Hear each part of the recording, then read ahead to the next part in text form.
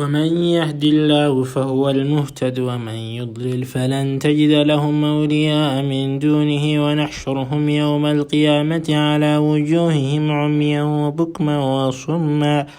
مأواهم جهنم كلما خبت زدناهم سعيرا ذلك جزاؤهم بأنهم كفروا بآياتنا وقالوا إذا كنا عظاما ورفاتا أئنا لمبعوثون خلقا جديدا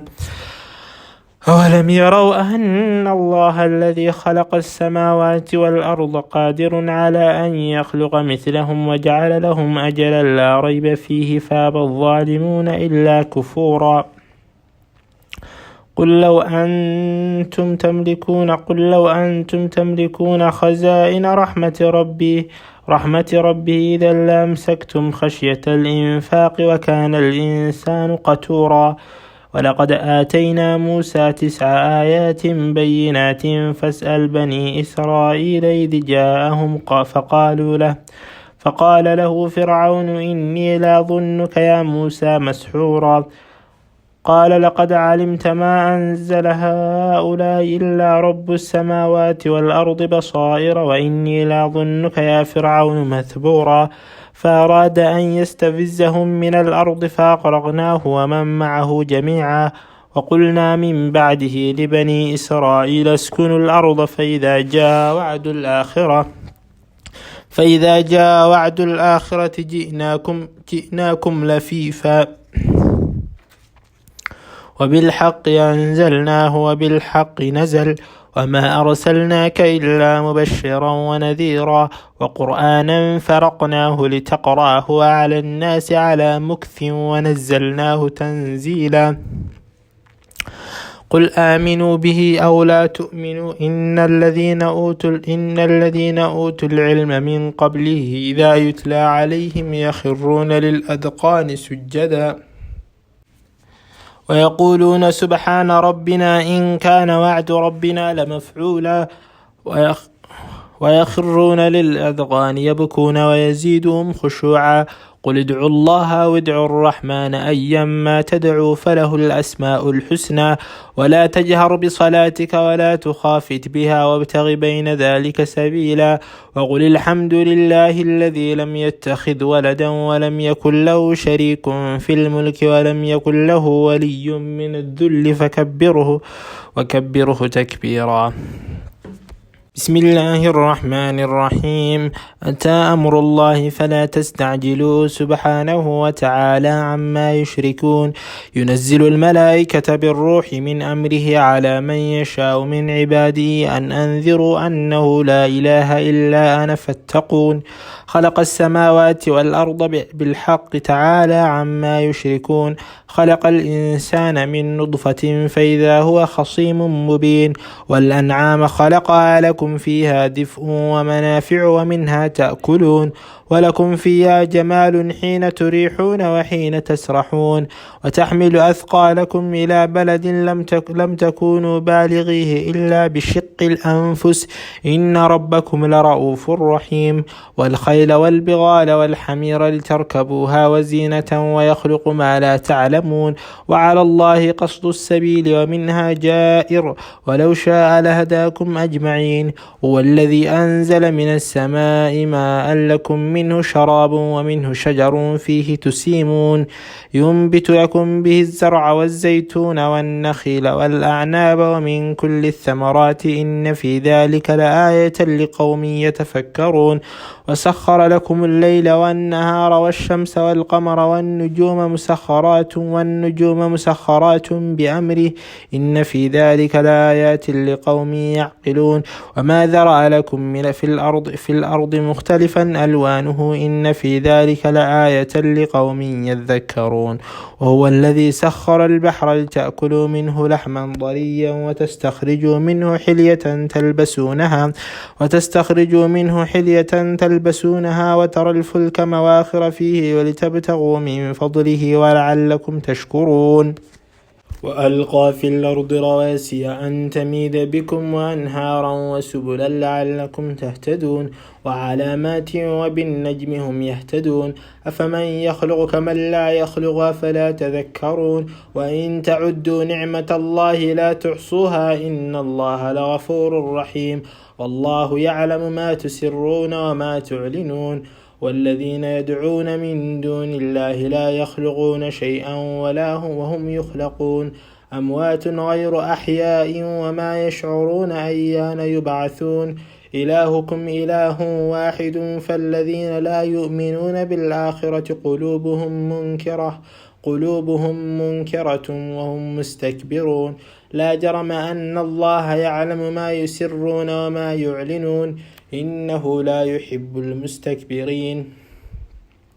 وإذا قيل لهم ماذا أنزل ربكم قالوا أساطير الأولين ليحملوا أوزارهم كاملة يوم القيامة ومن أوزار الذين يضلونهم بغير علم ألا ساء ما يزرون قد مكر الذين من قبلهم فأتى الله بنيانهم من القواعد فخر عليهم السقف من فوقهم وأتاهم العذاب من حيث لا يشعرون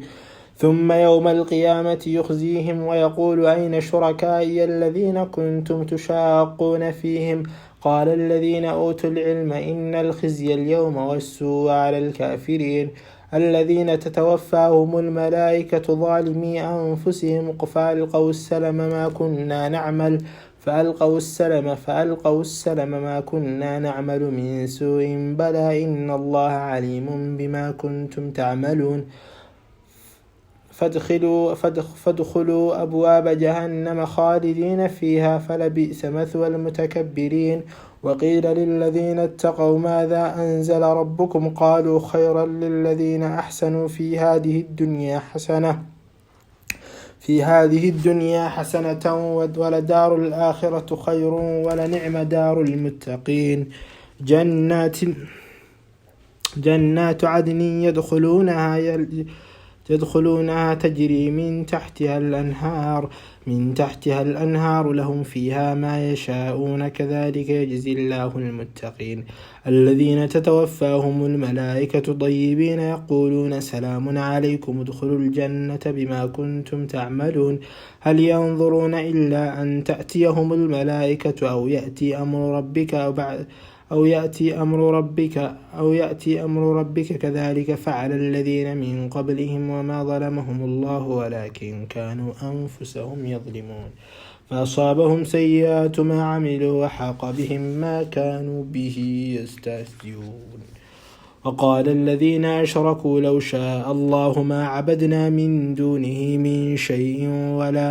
ولا آباؤنا ولا حرمنا من دونه من شيء كذلك فعل الذين من قبلهم فهل على الرسل إلا البلاغ المبين ولقد بعثنا في كل أمة رسولا أن اعبدوا الله واجتنبوا الطاغوت فمنهم من هدى الله ومنهم من حقت عليه الضلالة فسيروا في الأرض فانظروا كيف كان عاقبة المكذبين إن تحرص على هداهم فإن الله لا يهدي من يضل وما لهم من ناصرين وأقسموا بالله جهد أيمانهم لا يبعث الله من يموت بلا وعدا عليه حقا ولكن أكثر الناس لا يعلمون ليبين لهم الذي يختلفون فيه وليعلم الذين كفروا أنهم كانوا كاذبين إنما قولنا لشيء إذا أردناه أن نقول له كن فيكون والذين هاجروا في الله من بعد ما ظلموا لنبوئنهم في الدنيا حسنة ولا أجر الآخرة أكبر لو كانوا يعلمون الذين صبروا وعلى ربهم يتوكلون وما أرسلنا من قبلك إلا رجالا نوحي إليهم فاسألوا أهل الذكر إن كنتم لا تعلمون بالبينات والزبر وأنزلنا إليك الذكر لتبين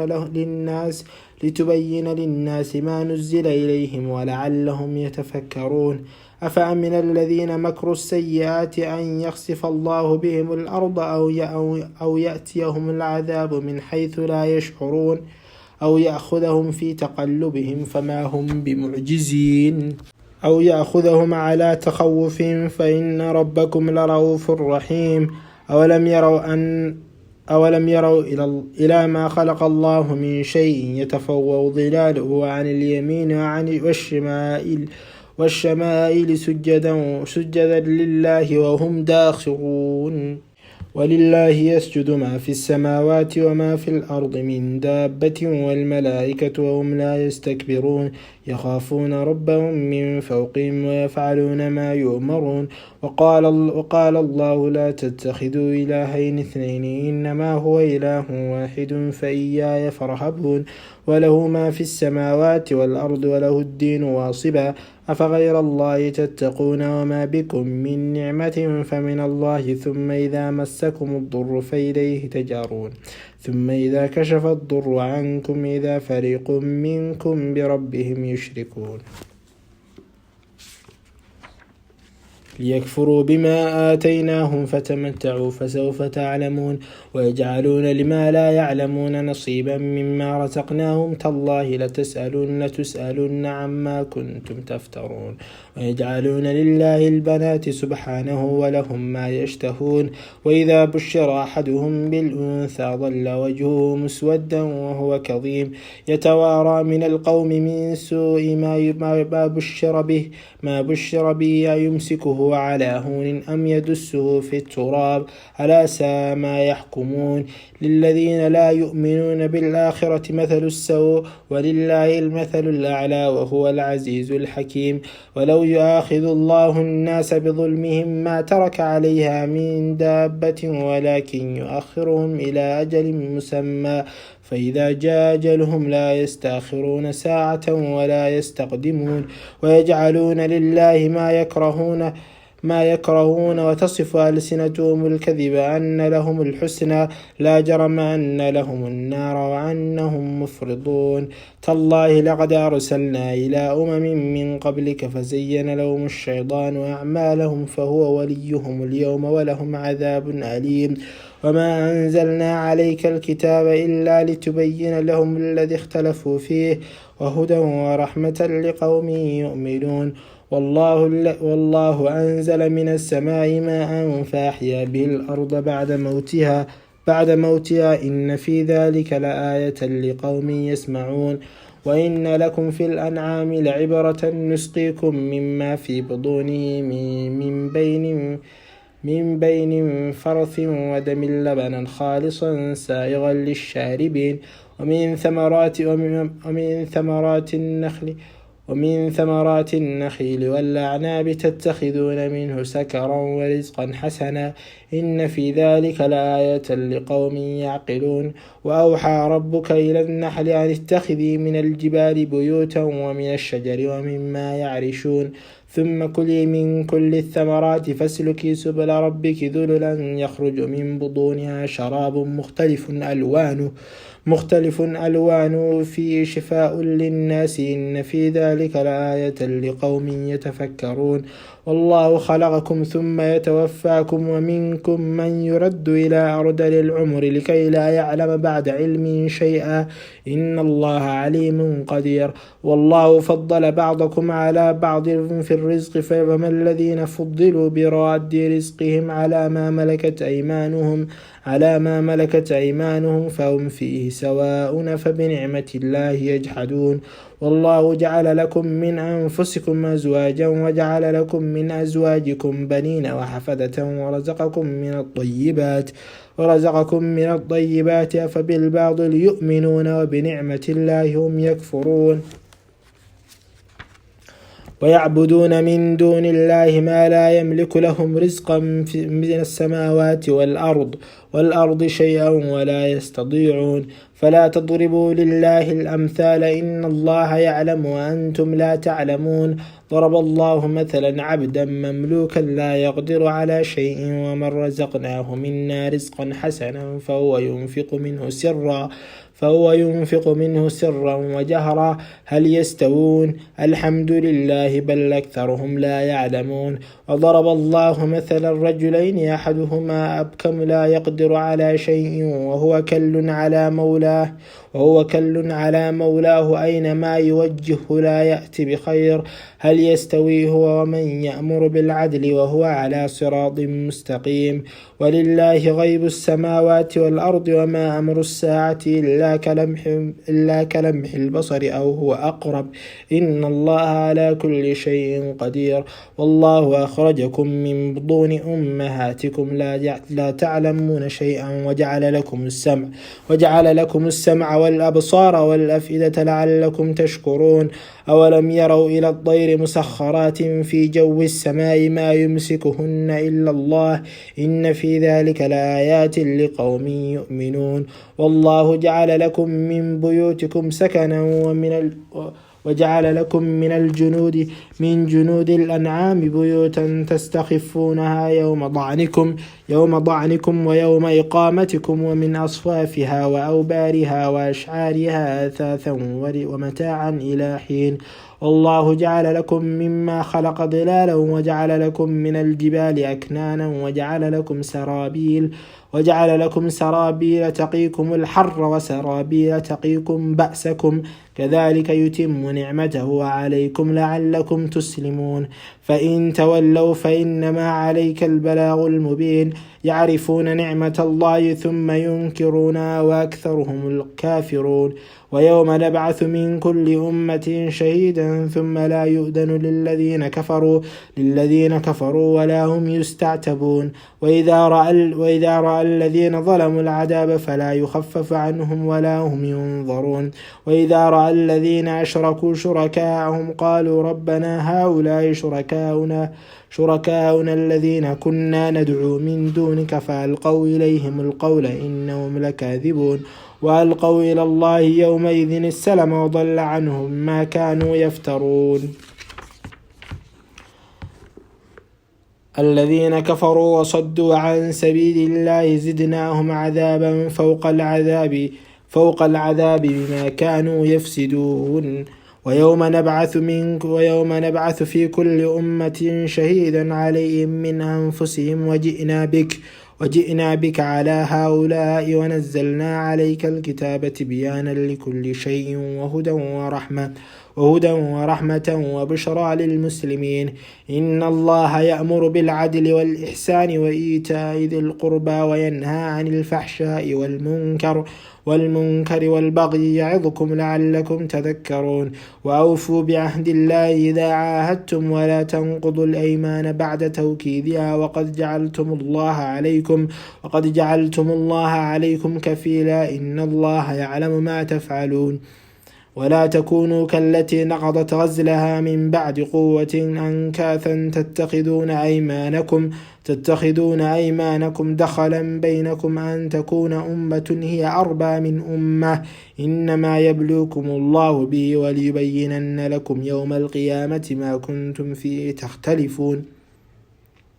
ولو شاء الله لجعلكم أمة واحدة ولكن يضل من يشاء ويهدي من يشاء ولا تسألن عما كنتم تعملون. ولا تتخذوا أيمانكم دخلا بينكم فتزل قدم بعد ثبوتها وتذوقوا السوء بما صددتم عن سبيل الله ولكم عذاب عظيم. ولا تشتروا بعهد الله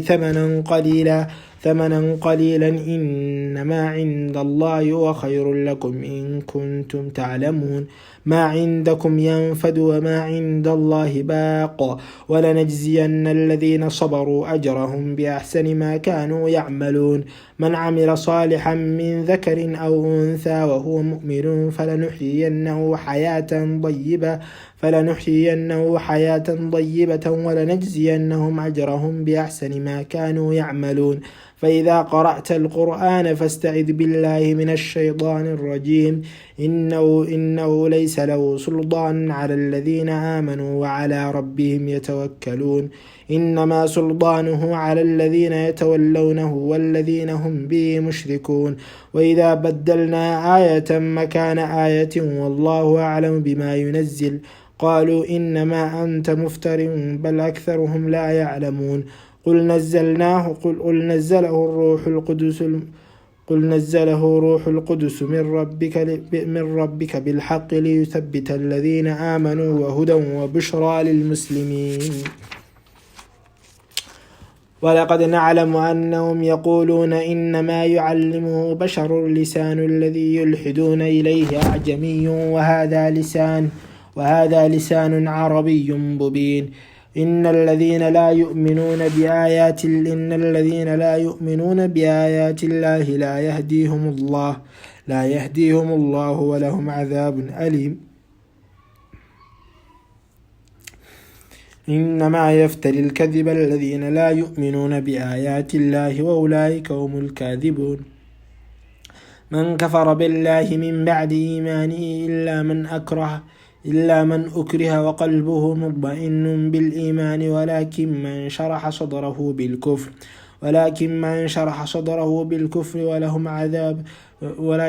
شرح صدره بالكفر فعليهم غضب من الله ولهم عذاب عظيم ذلك بأنهم استحبوا الحياة الدنيا على الآخرة وأن الله لا يهدي القوم الكافرين أولئك الذين طبع الله على قلوبهم وسمعهم وأبصارهم وأولئك هم الغافلون لا جرم أنهم في الآخرة هم الخاسرون ثم إن ربك للذين هاجروا من بعد ما فتنوا ثم جاهدوا وصبروا إن ربك من بعدها لغفور رحيم يوم تأتي كل نفس تجادل عن نفسها وتوفى كل نفس ما عملت وهم لا يظلمون وضرب الله مثلا قرية كانت آمنة مطمئنة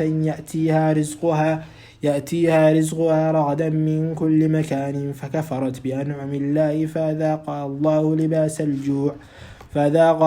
لباس الجوع والخوف بما كانوا يصنعون ولقد جاءهم رسول منهم فكذبوا فأخذهم العذاب وهم ظالمون فكلوا مما رزقكم الله حلالا طيبا واشكروا نعمة الله إن كنتم إياه تعبدون إنما حرم عليكم الميتة والدم ولحم الخنزير وما أهل لغير الله به فمن اضطر غير باغ ولا عاد فإن الله غفور رحيم ولا تقولوا لما تصف ألسنتكم الكذب هذا حلال وهذا حرام لتفتروا على الله الكذب إن الذين يفترون على الله الكذب لا يفلحون متاع قليل ولهم عذاب أليم وعلى الذين هادوا حرمنا ما قصصنا عليك من قبل وما ظلمناهم ولكن كانوا أنفسهم يظلمون ثم إن ربك للذين عملوا السوء بجهالة ثم تابوا من بعد ذلك وأصلحوا إن ربك من بعدها لغفور رحيم إن إبراهيم كان أمة قانتا لله حنيفا ولم يكن من المشركين شاكرا لأنعمه اجتباه وهداه إلى صراط مستقيم وآتيناه في الدنيا حسنة وإنه في الآخرة لمن الصالحين ثم أوحينا إليك أن اتبع ملة إبراهيم حنيفا وما كان من المشركين إنما جعل السبت على الذين اختلفوا فيه وإن ربك لا يحكم بينهم يوم القيامة فيما كانوا فيه يختلفون ادع إلى سبيل ربك بالحكمة والموعظة الحسنة وجادلهم بالتي هي أحسن إن ربك هو أعلم بمن ضل عن سبيله وهو أعلم بالمهتدين وإن عاقبتم فعاقبوا بمثل ما عوقبتم به ولئن صبرتم لهو خير للصابرين واصبر وما صبرك إلا بالله ولا تحزن عليهم ولا تك في ضيق مما يمكرون إن الله مع الذين اتقوا والذين هم محسنون. بسم الله الرحمن الرحيم. ألف لام را تلك آيات الكتاب وقرآن مبين ربما يود الذين كفروا لو كانوا مسلمين ذرهم يأكلوا ويتمتعوا ويلههم الأمل فسوف يعلمون وما أهلكنا من قرية إلا ولها كتاب معلوم ما تسبق من أمة نجلها وما يستاخرون وقالوا يا أيها الذي نزل عليه الذكر إنك لمجنون لو ما تأتينا بالملائكة إن كنت من الصادقين وما ننزل الملائكة بالحق وما كانوا إذا منظرين إنا نحن نزلنا الذكر وإنا له لحافظون ولقد أرسلنا في قبلك في شيع الأولين وما يأتيهم من رسول إلا كانوا به يستهزئون كذلك نسلكه في قلوب المجرمين لا يؤمنون به وقد خلت سنة الأولين ولو فتحنا عليهم بابا من السماء فظلوا فيه يعرجون لقالوا إنما سكرت أبصارنا بل نحن قوم مسحورون ولقد جعلنا في السماء بروجا وزيناها للناظرين وحفظناها من كل شيطان رجيم إلا من استرق السمع فأتبعه شهاب مبين والأرض مددناها وألقينا فيها رواسي وأنبتنا فيها من كل شيء موزون وجعلنا لكم فيها معايش ومن لستم له برازقين وإن من شيء إلا عندنا خزائنه وما ننزله إلا بقدر معلوم وأرسلنا الرياح لواقح فأنزلنا من السماء ماء فأسقيناكموه وما أنتم له بخازنين وإنا لنحن نحيي ونميت ونحن الوارثون ولقد علمنا المستقدمين منكم ولقد علمنا المستأخرين وإن ربك هو يحشرهم إنه حكيم عليم ولقد خلقنا الإنسان من صلصال من حمأ مسنون والجان خلقناه من قبل من نار السموم وإذ قال ربك للملائكة إني خالق بشرا من صلصال من حمأ مسنون فإذا سويته ونفخت فيه من روحي فقعوا له ساجدين فسجد الملائكة كلهم أجمعون إلا إبليس ما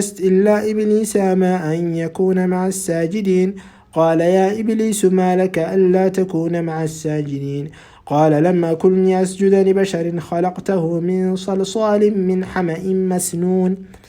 قال فاخرج منها فإنك رجيم وإن عليك اللعنة إلى يوم الدين قال رب فأنظرني إلى يوم يبعثون قال فإنك من المنظرين إلى يوم الوقت المعلوم قال رب بما أغويتني لأزينن لهم في الأرض ولأغوينهم أجمعين إلا عبادك منهم المخلصين قال هذا صراط علي مستقيم إن عبادي ليس لك عليهم سلطان إلا من اتبعك من الغاوين وإن جهنم لموعدهم أجمعين لها 7 أبواب لكل باب منهم جزء مقسوم إن المتقين في جنات وعيون ادخلوها بسلام آمنين ونزعنا ما في صدورهم من غل إخوانا على سرر متقابلين لا يمسهم فيها نصب وما هم منها بمخرجين نبئ عبادي أني أنا الغفور الرحيم وأن عذابي هو العذاب الأليم ونبئهم عن ضيف إبراهيم إذ دخلوا عليه فقالوا سلاما قال إنا منكم وجلون قالوا لا توجل إنا نبشرك بغلام عليم قال أبشرتموني على أن مسني الكبر فبم تبشرون قالوا بشرناك بالحق فلا تكن من القانطين قال ومن يقنط من رحمة ربه إلا الضالون قال فما خطبكم أيها المرسلون قالوا إنا أرسلنا إلى قوم مجرمين إلا آل لوط إنا لمنجوهم أجمعين إلا امرأته قدرنا إنها لمن الغابرين فلما جاء آل لوط المرسلون إذ قال إنكم قوم منكرون قالوا بل جئناك بما كانوا فيه يمترون وأتيناك بالحق وإنا لصادقون فأسر بأهلك بقطع من الليل واتبع أدبارهم ولا يلتفت منكم أحد وامضوا حيث تؤمرون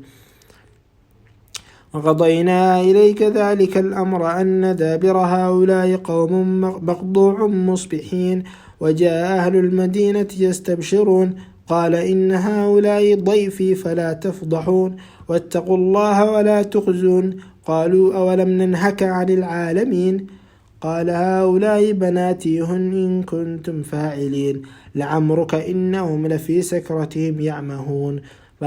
فأخذتهم الصيحة مشرفين فجعلنا عاليها سافلها وأمطرنا عليهم حجارة من سجيل